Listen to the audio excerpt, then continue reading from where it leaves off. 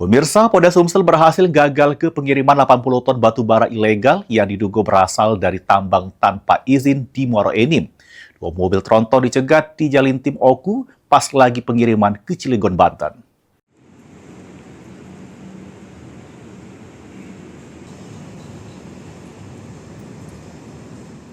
Subdit Tipiter Ditreskrimsus Polda Sumsel berhasil menggagal ke pengiriman 80 ton batu bara ilegal di Jalan Lintas Timur Oku yang diangkut make dua mobil tronton. Batu bara tersebut diangkut dari tambang ilegal kawasan Muaro Enim ke Cilegon, Banten.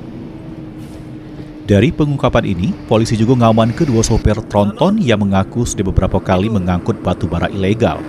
Kedua sopir tersebut, Pak ini sudah ditetapkan sebagai tersangka karena melanggar pasal tentang pertambangan mineral dan batu bara.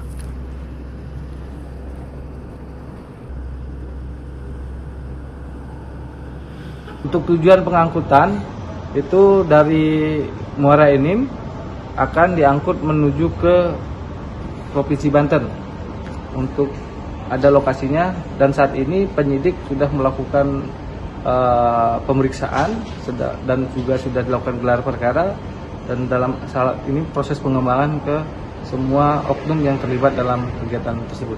Untuk pelanggarannya yaitu angkutan ilegal, melanggar undang-undang pertambangan. Polisi ini lagi melakukan pengembangan penyelidikan untuk mengungkap aktor intelektual dari pertambangan ilegal tersebut. Mulyadi, PAL TV.